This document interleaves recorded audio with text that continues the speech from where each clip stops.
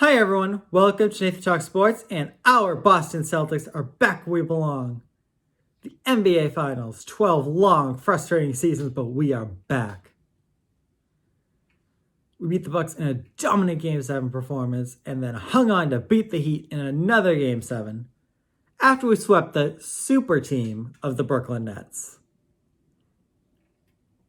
But that's so boring, we don't even really need to talk about it. Alright, previewing the NBA Finals.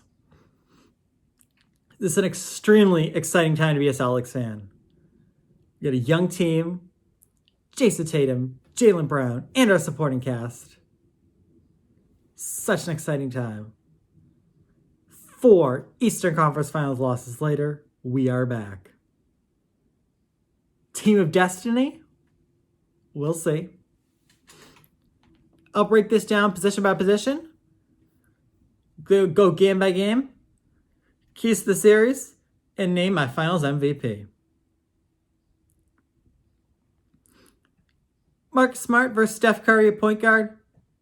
This is a big advantage for the Warriors. Curry's on fire right now. 26, 5, and 6. What a postseason he is. He's carrying this team, the Warriors. Marcus Smart is the well-deserved Defensive Player of the Year, but versus Curry, I don't think he's Curry's quality.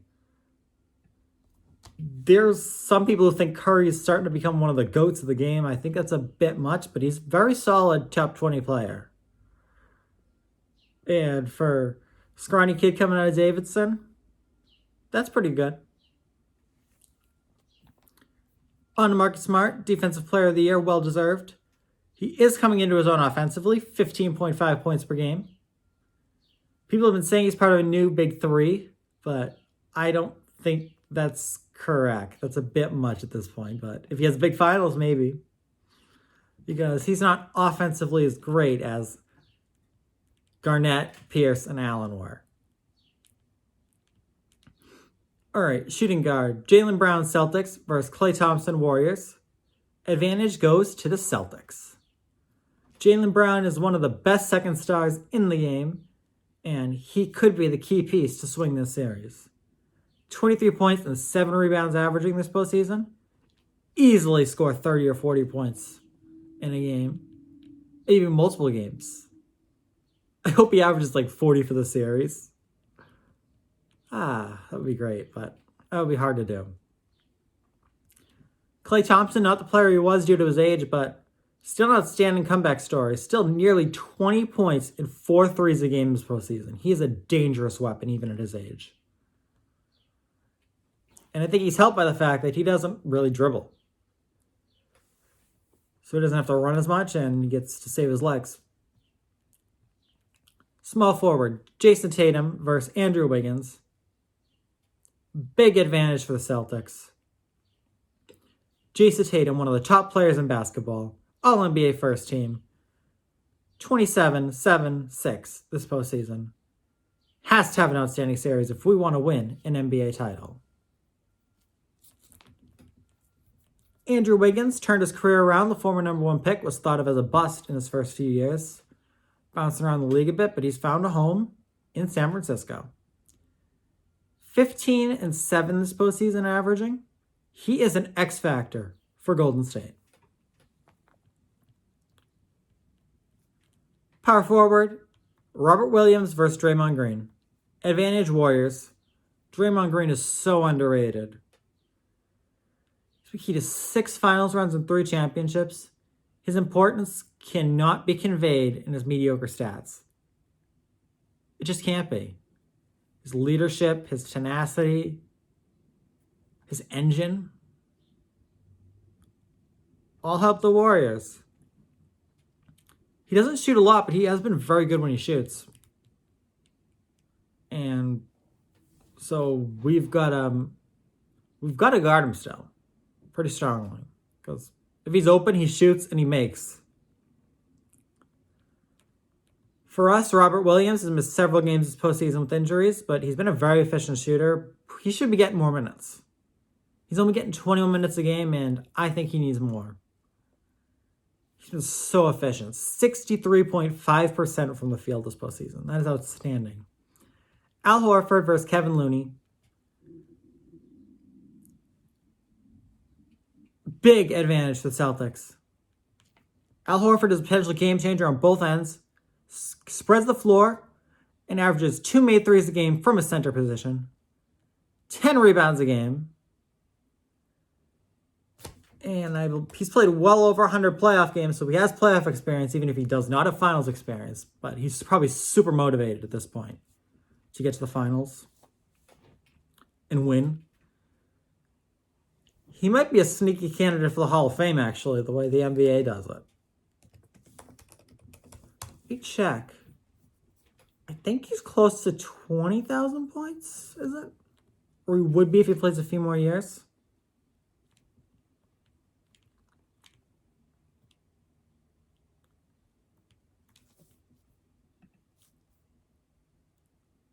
No, not quite 20,000, but it's only at about 11,000 right now. I'm surprised, but I think he's in a lot more than points.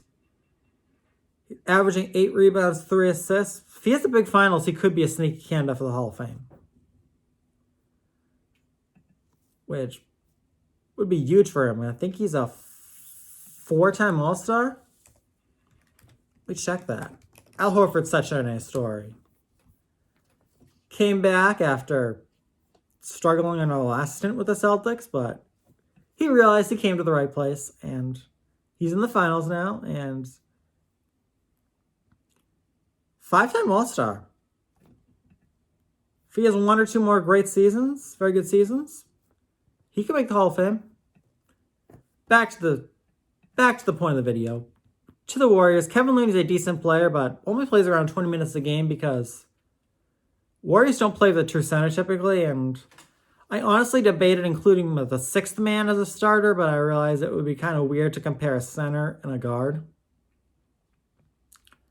But the Warriors have this 3-guard death lineup that we have to watch out for. Looney does have 7 rebounds a game in that time, which shows he's a very useful player on the defensive end, and he could help them. All right, 6th man, huge advantage for the Warriors. Jordan Poole's actually 5th in minutes per game this postseason for the Warriors.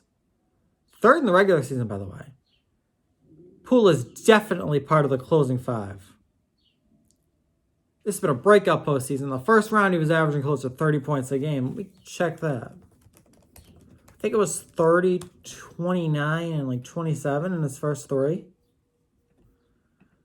It's insane for a player who was thought of as a role player for most of the season, although he did average 18.5 points a game.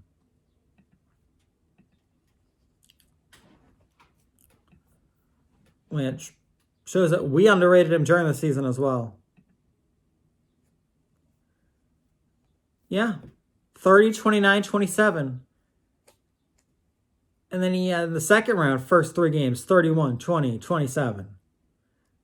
Then he had 23 in game 2 of the conference finals. He could easily put up 20 and really hurt us. So we have to watch out for him, especially early in the series. He's well over 50% shooting this postseason too. And he's part of the free throw line for the Warriors, who has not actually been that great this postseason. But it's not outstanding in the regular season. So I'm not sure what happens. All right, but on to Grant Williams. Decent role player, hot at times, but not potentially game changer. Poole is. He's been nearly unusable at several points because he has gone ice cold at times. When he's on, he's on. When he's not, he's not. All right, on to the bench. Advantage Celtics. Derek White, Peyton Pritchard, and Daniel Theis are better than Otto Porter Jr., Nemanja Bjelica, sorry, I butchered that name, and Jonathan Kuminga. I just feel like the Celtics have better depth.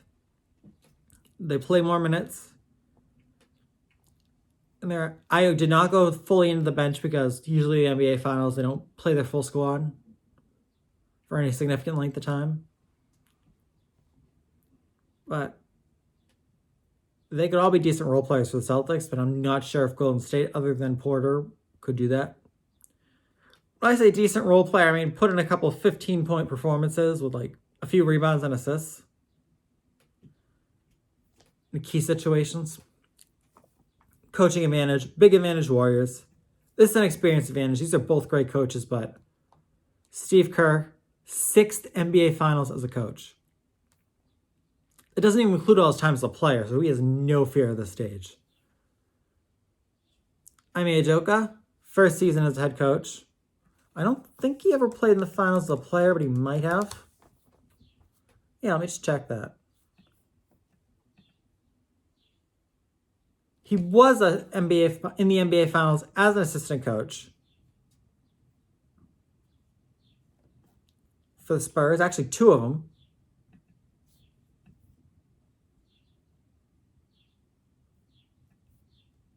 So, maybe he won't get the stage fright, but none of the other Celtics have been to the NBA Finals, and that's the one thing I'm concerned about.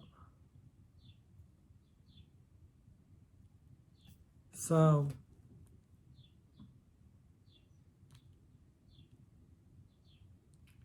yeah.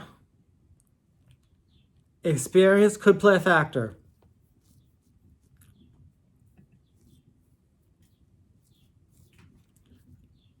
Leading to that, keys to the series. Number 1, can Marcus Smart slow down Steph Curry?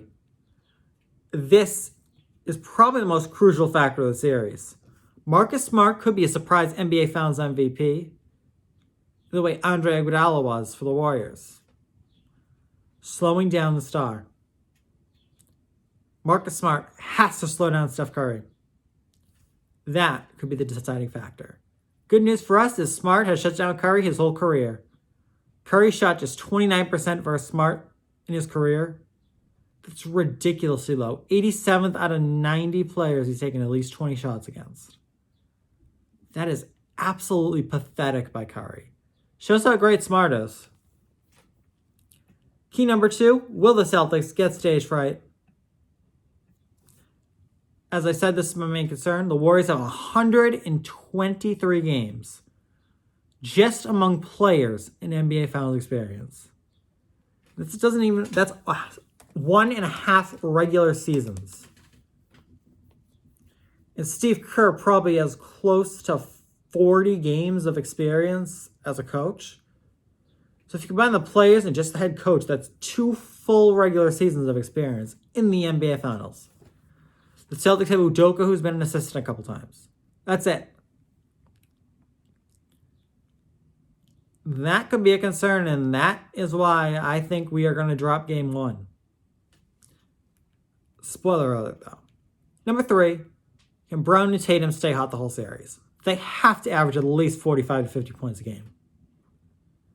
If they only score 35 to 40 points a game, we are in trouble. All right, game-by-game predictions. I already said game 1, the Warriors will win. Do the Celtics stage fright early in the opener. Game 2, huge win. Brown and Tatum combined for 70 in a dominating performance. Game 3, Celtics win that one too. Another win for us, but a surprisingly low-scoring defensive affair. And this is where our bench will come in handy. This is the type of game that our bench would come in handy. Brown and Tatum will both struggle, but I think our bench, Peyton Pritchard,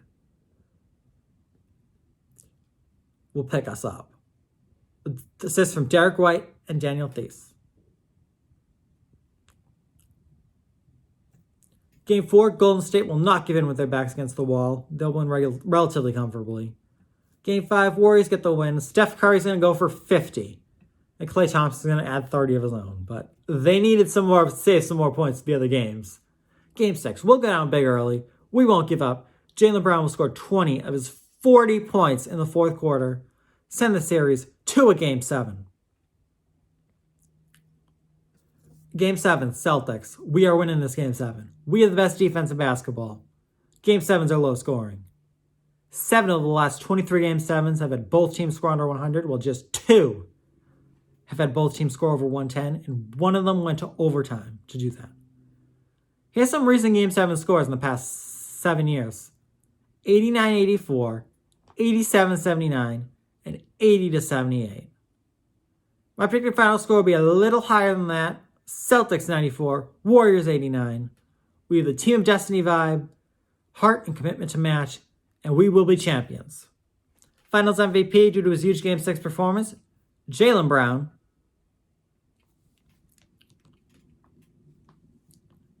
Yeah. It will not be Tatum, but we will win, so that's all that counts. I think Jaylen Brown could have a couple big games, more than the 40 points. Not more points than the 40 points, but more big games. Yeah. And what a decision it was to move Brad Stevens in the front office and Ime Udoka as head coach. That will go down with the decision to sign Allen and KG in 08 as some of the best decisions in Celtics history. Thanks for watching Nathan Talk Sports.